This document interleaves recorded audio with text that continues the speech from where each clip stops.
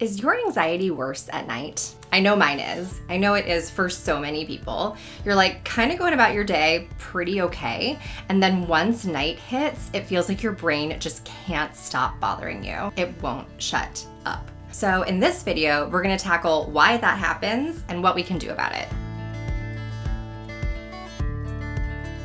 Welcome back to the channel. If you're new here, I'm Dr. Rebecca. I'm a clinical psychologist, and today we're gonna dig into this phenomenon. The New York Times actually just recently did an article about nighttime depression and why for some people, depression either gets worse or shows up at all after bedtime. I'll put that link in the description. It's a very interesting article.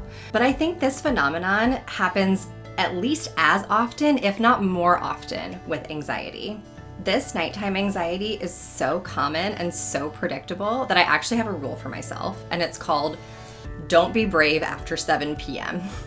If you try to be brave, if you try to do something exciting or scary, I know, for me at least, my anxiety will spike and I won't be able to capture that bravery. I won't be able to do exciting things. I won't be able to stretch in helpful ways. I will just feel bad about myself. I will feel like nothing is working. I will feel doomed. And I'm less likely to continue that bravery the next day. So why is anxiety worse at nighttime?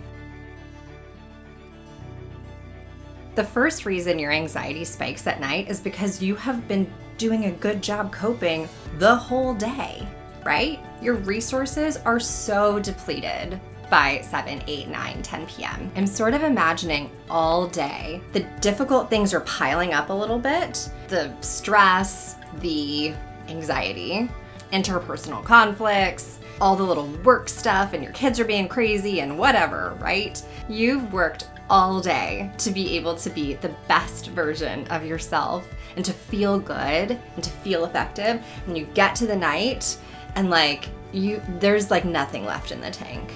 And that's because it actually does take sometimes conscious and definitely subconscious action and energy and effort to cope, to deal with life, right? So by the time you get to 7, 8, 9 p.m., it's a lot harder to scrape the bottom of the barrel of those coping resources, and it's just everything sort of falls apart. It makes sense. It's just harder to cope when you're running on empty.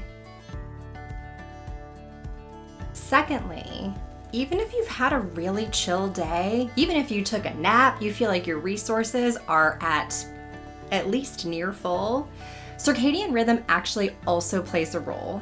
Your body clock is making anxiety way harder to deal with. You know that feeling, right? You know that feeling in your own body when it goes from productive day and then starts to wind down into sleepy time night. For me, that's 7 or 8 p.m.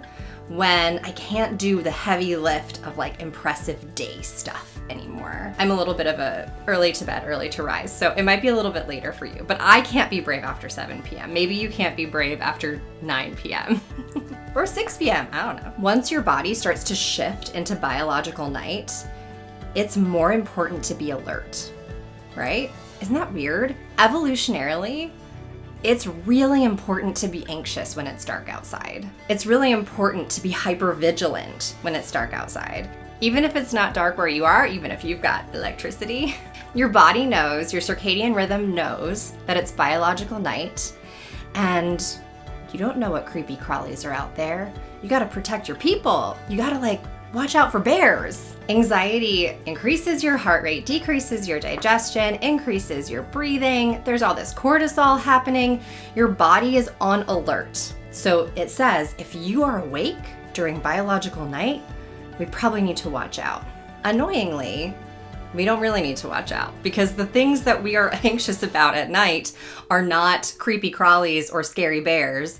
The things we're anxious about are our credit score or that, one project our boss really wants us to get off the ground. It's not productive to think about it at night, but because we're on alert, our brains take that message from our bodies and say, what can we freak out about? Thanks a lot. Thanks a lot, brains. The fact is, there are really boring understandable reasons why our anxiety is going to spike at night. So what do we do about it? If we can expect it to happen, I really better have a solution here. The first answer is my rule. Don't stress the anxiety, it's already there.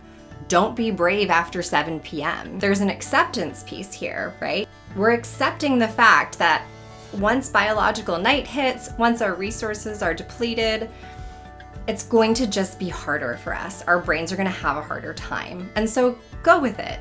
Just be chill, don't be brave. You don't need to be brave after 7 p.m. You did that earlier. You did a good job, A+. A+, perfectionist, I'm proud of you.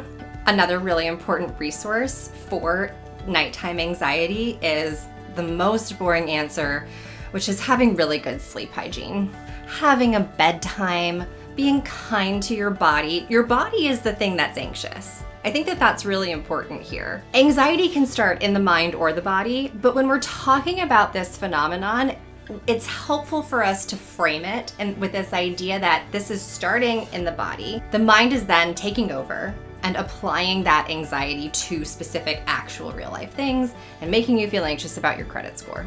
So take care of the body. Allow the body to sleep. Encourage the body to sleep. Stop the blue light. I don't know, there's mixed evidence about that one. Have a bedtime. Excellent evidence about that one. Make sure your room is really dark. Put your phone away. I don't do that part. I'm not good at that, but like try it. I don't know, they say to do it. Also, let me know if you'd like a whole video about sleep hygiene for anxiety. God, that sounds so boring. But if you would like a whole video about how to take care of your body maybe with anxiety, let me know in the comments. Both of those, Don't Be Brave After 7 p.m. and Sleep Hygiene, are about preventing the anxiety from getting worse once night hits. There are two really excellent solutions here, or excellent tools that I think will help. First is keep a pen and paper by your bed to jot down your thoughts. Remember, we're not doing the blue light, so don't put this on your phone. But if you want to put it on your phone, I'm not going to tell anybody. This is not like a journaling time. This is not about getting deeper into my feelings, about my anxiety, and why I'm freaking out about my 5-year plan or anything like that. This is just jot down like a bullet list. I'm anxious about this. I'm anxious about this. I'm anxious about this. That's it. Because anxiety is really repetitive. And one of its main jobs is to like tap you on the shoulder and remind you, hey, are you still worried? Are you still freaking out? Don't forget to freak out. Don't forget to be anxious. Thank you, anxiety, I'm good. And that's part of what this list is doing. This list is saying, okay, shh, it's okay, anxiety. I remember. Anxiety's like, ah. I do this in therapy all the time. I call it the Muppets. Some of my patients like it, sometimes I think it's weird. What you're doing is jotting down a bullet list just to show your brain, it's cool, I got it. Remember, I wrote it down. We can worry about it tomorrow. It's totally fine. Bizarrely, it's sort of nice for your brain to have that anchor. It feels like, oh, whew, I don't have to remember anymore. I don't have to worry about this. It's written down. We're gonna freak out tomorrow. Don't worry. So, keep a pen and paper, write stuff down, and then once that's out of your head, once you've kind of put all the things out of your head, go for distraction. Sitting with your feelings is fine. It's great. People should sit with their feelings. This is not the time to sit with your feelings. This is time to go to bed. I really recommend distracting with a book because again, we're trying to get away from blue light.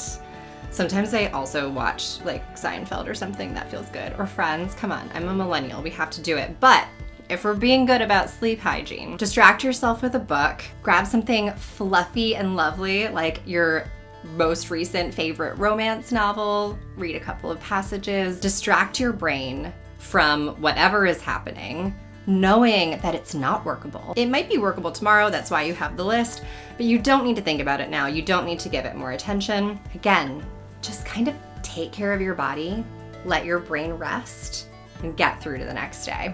So I'm curious, what are you not allowed to do after 7 p.m.? What makes your anxiety worse? What are some other tips that have helped nighttime anxiety for you? And also, what do you think about this whole idea of biological versus cognitive anxiety, whether it's in the body, whether it's in the mind?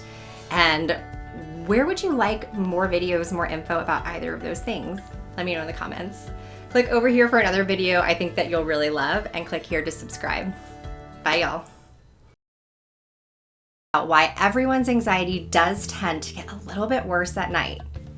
That's stupid. But you know that point in your own body. No, that's more about circadian rhythm. X that out. You've worked all day to be able to be the best. When our bodies, even, it might be work in the morning, when sort of nice, bizarrely, it's sort of nice to, I have a rule, and it's called, I have a rule for myself. Why?